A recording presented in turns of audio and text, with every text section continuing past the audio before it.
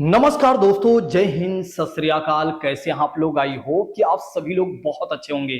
साथियों, जैसा कि बात करते हैं, बहुत सारे छात्र ऐसे हैं जो बहुत ज्यादा परेशान हैं और वे इस बात को लेकर परेशान हैं कि कैसे मैं सीटेट जैसे एग्जाम को क्वालिफाई करूं। अच्छा, बहुत सारे छात्र तो ऐसे हैं जो पिछले 3 से 4 सालों से लगातार एग्जाम को दे रहे हैं, लेकिन वे 82 मार्क्स और 90 मार्क्स भी हासिल नहीं कर पा रहे हैं। यानी कि इतना भी एक तरह से मार्क्स लाकर वे एग्जाम को क्वालिफाई नहीं कर पा रहे हैं। तो ऐसे जितने भी छात्र हैं वे बिल्कुल भी चिंता ना करें, और जिनके मन में ये संदेह बना हुआ है कि कैसे मैं इस एग्जाम को क्वालिफाई करूं, वे बिल्कुल भी चिंता ना करें। उन सभी लोगों के लिए एक मैं सही रणनीति लेकर आया हूं। यदि आप लोगों ने इस वीडियो को लास्ट तक देख लिया तो निश्चित तौर पर आपको पता चल जाएगा कि इस एग्जाम को कैसे क्वालिफाई करना है। लेकिन कुछ और भी बातें मैं आपको यहीं पर बताना चाहूंगा कि क्यों ऐसा हो रहा है। मेन सबसे पहला कारण ये है कि कई बार सही कंटेंट ना मिल पाना। क्योंकि कई बार ऐसा होता है कि आप पढ़ते तो बहुत कुछ हैं, लेकिन जो आप पढ़ते हैं आपके एग्जाम में नहीं आता है, क्योंकि जो कंटेंट है वो आपको सही नहीं मिला हुआ है। जो परीक्षा की डिमांड है उसके हिसाब से आप सप्लाई नहीं दे पा रहे हैं, और जिसकी वजह से क्या हो रहा है कि आप इस एग्जाम को क्वालिफाई नहीं कर पा रहे हैं। कभी आप 1 नंबर से, कभी 2 नंबर से, कभी 4 नंबर से, ऐसे एक तरह से कुछ नंबरों से आप डिस्क्वालीफाई हो जा रहे हैं। और कुछ लोगों का पहली बार जो है, जो पहले अटेम्प्ट में है, उनका मानना ये होता है कि कई बार देखिए, जो छात्र पहली बार में देते हैं, मैंने देखा है कि वे छात्र सोचते हैं मैं तो पहली बार ही देने जा रहा हूं और अगली बार दे दूंगा, मेरा निकल जाएगा। लेकिन ऐसे जो छात्र सोचते हैं वे बिल्कुल ही गलत सोचते हैं। अगर आपको पहली बार में मौका मिल रहा है तो पहली बार में ही इस एग्जाम को क्वालिफाई कर लीजिए। जितना ज्यादा आप लेट करेंगे उतना ज्यादा आपको परेशानी होगी, और उतना ज्यादा अटेम्प्ट हो सकता है आपको देने पड़ जाएं। क्योंकि इस परीक्षा की बात करते हैं तो हर साल इसमें कुछ नया बदलाव होता है, इसलिए जितनी जल्दी हो सके उतनी जल्दी इस एग्जाम को आप लोग क्वालिफाई करिए।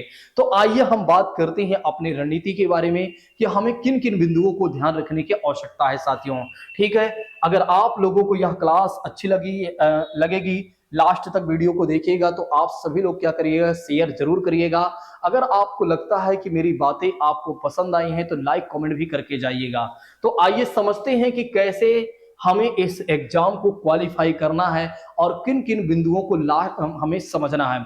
सबसे पहली बात करते हैं, पाठ्यक्रम की बात करते हैं, अर्थात सिलेबस की बात करते हैं। सबसे पहली बात करते हैं साथियों, हमें सिलेबस को समझने की आवश्यकता है। जैसे कि हमारी सबसे बड़ी गलती ये होती है कि हम सिलेबस को कभी नहीं देखते हैं, बस जहां जो पढ़ा रहा होता है वही पढ़ने का प्रयास करते हैं और वही पढ़ते रहते हैं, और जिससे हमारा समय लॉस होता जाता है।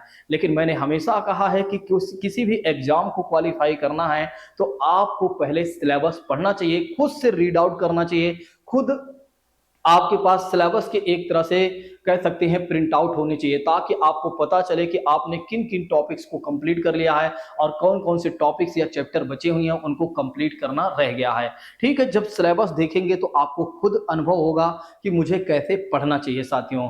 दूसरी बात करते हैं, समय को समझो। यानी कि सबसे बड़ी बात यह है कि बहुत सारे छात्र ऐसे हैं जिनको ये लगता है कि अभी मेरे पास बहुत ज्यादा समय है, मतलब अभी 15 दिसंबर को मेरा एग्जाम है, अभी तो अक्टूबर ही चल रहा है या सितंबर ही चल रहा है। इस बात को लेकर वे बहुत खुशी रहते हैं, लेकिन शायद वे भूल चुके हैं कि कई बार कुछ ऐसे काम आ जाते हैं जिसकी वजह से आप नहीं पढ़ पाते हैं। कई बार आपकी तबीयत खराब हो जाती है, कई बार घर में किसी सदस्य की तबीयत खराब हो जाती है, या कोई भी कारण हो सकता है जिसकी वजह से आप नहीं पढ़ पाते हैं, और जिसकी वजह से जो आप सोच रहे थे इतना ज्यादा समय है उस समय इतना हो जाता है।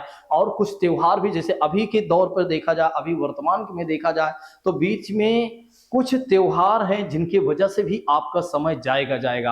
आप कितना भी चाहेंगे कि नहीं मैं तो पढ़ लूंगा, नहीं, आप नहीं पढ़ पाएंगे, क्योंकि वो डिस्टरबेंस बनती है, और हमारा मन एक बार कहता है चलो अभी हम अभी हम त्योहार मना लेते हैं, बाद में पढ़ लेंगे।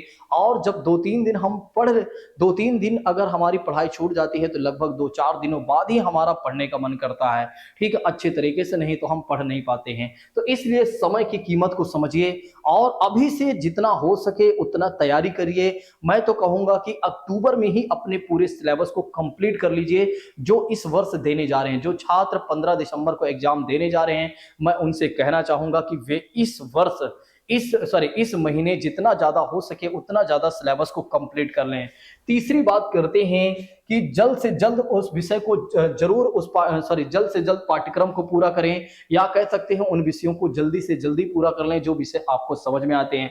जैसा कि बात करते हैं, अगला पॉइंट ये कहता है साथियों कि रिवीजन सबसे ज्यादा महत्वपूर्ण है, क्योंकि आपकी गलती यह है कि आप रिवीजन नहीं करते हैं। कई बार एक तरफ आप पढ़ते जाते हैं, दूसरी तरफ आप भूलते जाते हैं, लेकिन रिवीजन आप नहीं करते हैं। उसके पीछे का कारण है कई बार क्या होता है कि एक तरफ आप पढ़ते जाते हैं और दूसरी तरफ आप भूलते जाते हैं। उसके पीछे का कारण है रिवीजन ना कर पाना। ठीक है, रिवीजन आप नहीं करते हैं, बस हमेशा आगे के इस बारे में सोचते हैं कि मुझे पढ़ना है पढ़ना है पढ़ना है, बस पढ़ते रहने पर ही फोकस करते हैं, रिवीजन नहीं करते हैं। इसकी वजह से कई बार क्या होता है कि एग्जाम में वो परफॉर्मेंस आप नहीं कर पाते हैं जो आपको करना चाहिए। मेरा मानना है कि एक तरफ पढ़ते जाइए, दूसरी तरफ आपको रिवीजन भी करते रहना चाहिए। ठीक है, एक तरफ पढ़ते जाएं, दूसरी तरफ रिवीजन भी करते जाएं। नेक्स्ट बात करते हैं, बहुत सारे छात्रों की गलती ये भी है कि बहुत सारे छात्र क्या करते हैं, पहले एमसीक्यूज पर फोकस करते हैं, पहले भी ज्यादा से ज्यादा एमसीक्यूज को लगाते हैं। जैसे इस समय उनका समय है कि सिलेबस को पूरा करें, थ्योरी को पढ़ें, लेकिन वे इस समय क्या कर रहे हैं कि प्रीवियस ईयर के क्वेश्चन, इस समय वे प्रैक्टिस क्वेश्चन कर रहे हैं। उनका मानना है कि किसी ने उन्हें बताया है कि प्रीवियस ईयर के क्वेश्चन भी आप कर लेते हैं तब भी आपका सिलेक्शन हो जाएगा। प्रीवियस ईयर के क्वेश्चन से 90 नंबर नहीं आने वाले हैं, कभी भी नहीं आने वाले हैं, क्योंकि अगर ऐसा होता तो मान के चलिए भारत में किसी भी प्रकाशन की कोई थ्योरी वाली बुक ना बनती, सब एक तरह से क्या करते कि प्रीवियस ईयर के क्वेश्चन के एमसीक्यूज को ही बेच रहे होते। इसलिए मैं आप लोगों से कहना चाहूंगा, पहले आप थ्योरी को कंप्लीट करें, पहले आप थ्योरी को समझें, उसके बाद एमसीक्यूज लगाने का प्रयास करें। क्योंकि जब आप किसी विषय को पढ़ेंगे नहीं, किसी विषय के टॉपिक को स्वरूप को आप समझे नहीं, किसी विषय के टॉपिक के स्वरूप को आप समझेंगे नहीं, आखिर उसके कहने का क्या मतलब है, तो कैसे आप एमसीक्यूज को लगा पाएंगे। बस ये है, जितने एमसीक्यूज को आप प्रैक्टिस किए रहेंगे, अगर वही एमसीक्यूज दोबारा आया तभी आप सॉल्व कर पाएंगे, लेकिन अगर उसके जैसे भी थोड़ा से भी बदलाव करके आया तो आप सॉल्व नहीं कर पाएंगे, क्योंकि आपने थ्योरी नहीं पढ़ा हुआ है। इसकी वजह से अगर आप थ्योरी पढ़े रहेंगे तो क्वेश्चन कैसा भी आए, किसी भी तरह के कैसे भी टॉपिक को या घुमाया जाए, आप आराम से क्या कर सकेंगे, क्वेश्चन को सॉल्व कर सकेंगे। मेरी इस बात को बिल्कुल प्रायोरिटी से लीजिएगा, बिल्कुल प्राथमिकता दीजिएगा।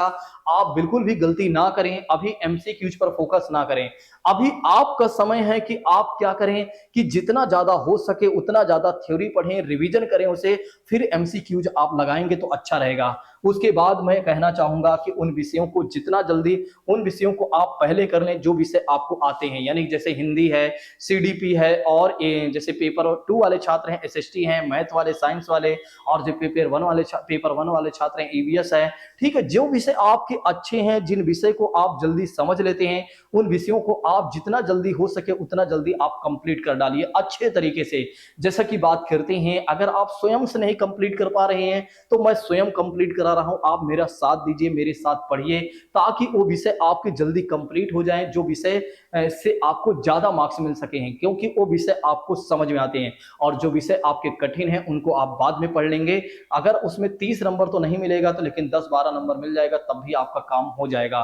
तो साथियों, जैसा कि बात करते हैं, ये सारे पॉइंट्स आपको ध्यान रखना चाहिए, कहीं जाइएगा नहीं। अभी मैं आपको अंतिम में यही बताने वाला हूं कि कैसे आपको 90 मार्क्स और 82 मार्क्स लाना है, और इसके बाद मैं आपको बताने वाला हूं कि मैं आपकी क्या मदद करने वाला हूं। साथियों, जैसा कि बात करते हैं, अगर आप पेपर 2 की तैयारी कर रहे हैं तो आप मेरी बात मानिए कि सबसे पहले हिंदी को आप तैयार कर डालिए। देखिए, अब ऐसा नहीं है कि केवल पहले हिंदी कि पूरा दिन आप हिंदी पढ़ते रहें, ठीक, ऐसा भी नहीं है। बस जैसा समय है उसके हिसाब से आप टाइमिंग को बांट लीजिए और उसके हिसाब से उन विषयों को आप तैयार करिए। जैसे हिंदी एक आसान विषय है, इसको जितना जल्दी हो सके उतना जल्दी आप कंप्लीट कर लीजिए। दूसरा सीडीपी है, ये भी बहुत ज्यादा कठिन विषय नहीं है, ये भी जल्दी कंप्लीट हो जाता है। तीसरी बात करते हैं, एसएसटी की बात करते हैं। जो छात्र एसएसटी वाले हैं वे भी जल्दी से जल्दी एसएसटी को कंप्लीट कर लें। बचता है एक विषय संस्कृत या इंग्लिश की बात करते हैं, उसको बाद में प्रायोरिटी दे दीजिएगा। उसमें 30 में से अगर 12-15 या 14-15 भी ला लेते हैं, या 16-18 भी ला लेते हैं, तब भी आपका काम हो जाएगा। सोचिए कि एक तरह, और मैथ और साइंस वाले भी जितना जल्दी हो सके इन विषयों को कंप्लीट करें। सोचिए कि 120 नंबर आपको यूं ही मिल रहा है, 120 नंबर आपके तैयार हो रहे हैं। मैं कहता हूं कि अगर आप इन विषयों में सारे में एक तरह से 30 में 30 तो नहीं ला पाएंगे, लेकिन मैं कहूंगा कि टोटल मिलाकर 120 मार्क्स हो रहे हैं। अगर आप इसमें से 30 नंबर भी कम कर देते हैं तो 90 मार्क्स आपके कहीं नहीं गए हैं। ठीक है, 90 मार्क्स आप आराम से ला सकेंगे, लेकिन आपको समझना होगा कि कैसे आप 90 मार्क्स ला पाएंगे। ठीक है, आपको पढ़ना होगा, आपको तैयार करना होगा, तभी ऐसा हो पाएगा। जो छात्र पेपर 1 की तैयारी कर रहे हैं वे हिंदी, सीडीपी, ईवीएस और मैथ जैसे विषय को फोकस करें। एक ऑप्शनल का विषय जो बच रहा है, यानी कि जो आपका एक तरह से लैंग्वेज का जो पेपर बच रहा है, उसको आप बाद में देख लीजिएगा। मैं कहता हूं कि उसमें कम नंबर भी आएंगे, अगर इसमें आपने स्कोर कर लिया तब भी आपका बढ़िया हो जाएगा। साथियों, मेरी बात को समझिए, जो मैं आपको बता रहा हूं यही वास्तविकता है और कुछ भी नहीं है। अगर आपने इस जितने भी पॉइंट्स को मैंने बताया और आपने समझ लिया और अपने आप को समझ लिया, अपने टाइम को समझ लिया, तो निश्चित तौर पर इस एग्जाम को क्वालिफाई करना बहुत बड़ी मुश्किल वाली बात नहीं है। क्योंकि इस एग्जाम की सबसे बड़ी विशेषता ये भी है कि इसमें किसी भी तरह के कोई निगेटिव मार्किंग नहीं है, अर्थात निगेटिव मार्क्स नहीं है साथियों। बस ये है कि अगर आप थोड़ा से भी मेहनत कर लेते हैं तो आराम से आपका काम हो जाएगा। ठीक है, अब बात कर लेते हैं कि मैं आपकी क्या और कैसे मदद करने वाला हूं। तो जैसा कि बात करते हैं, इस सारी चीजों में कई बार क्या, ये सारी चीजों को तैयार करने में खुद से कई बार बहुत परेशानी हो रही होगी साथियों, क्योंकि आपको चाहिए सही कंटेंट। क्योंकि इस सारी चीजों को तैयार करने के लिए आपको चाहिए सही कंटेंट। अब सही कंटेंट के लिए आप कहां जाएं? तो मैं तो कहूंगा अपने इसी चैनल पर आप आइए, क्योंकि यहां पर यदि आप देखेंगे तो बिल्कुल क्लास को बिल्कुल टाइम टू टाइम और पूरा सिलेबस करवाया जा रहा और बहुत ही अच्छे तरीके से करवाया जा रहा है। ऐसा भी नहीं है कि बस ये है कि जहां से मन किया जा रहा है वहां से पढ़ाया जा रहा है, नहीं।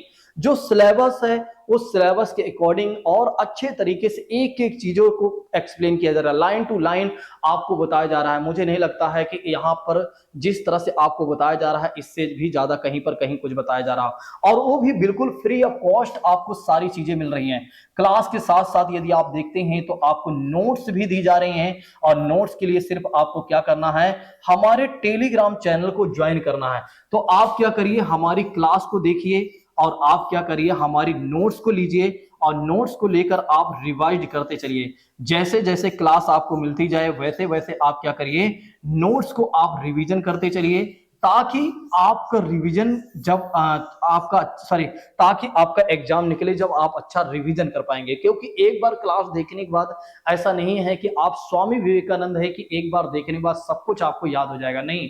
आप एक बार पढ़ेंगे तो दोबारा आपको पढ़ने की जरूरत पड़ेगी, और दोबारा पढ़ने के लिए आप वीडियो दोबारा नहीं देखेंगे, तो नोट्स को आपको जरूरत पड़ेगी। हो सके तो शॉर्ट नोट्स, कीवर्ड बनाइए, थोड़ा सा मेहनत करिए। ऐसा नहीं होगा कि बिना मेहनत किए आपका एग्जाम निकल जाए। बिना मेहनत के तो कुछ भी नहीं मिलता है, बिना मेहनत के तो खाना भी नहीं मिलता है, ये बात आप भी जानते हैं। रोटी बनाने के लिए आटा तो सानना ही पड़ता है, ठीक है। और अगर आप देखते हैं तो चावल खाने के लिए चावल को उबालना ही पड़ता है, पकाना ही पड़ता है। तो आप समझ सकते हैं, इससे ज्यादा कुछ बताने की आवश्यकता नहीं है।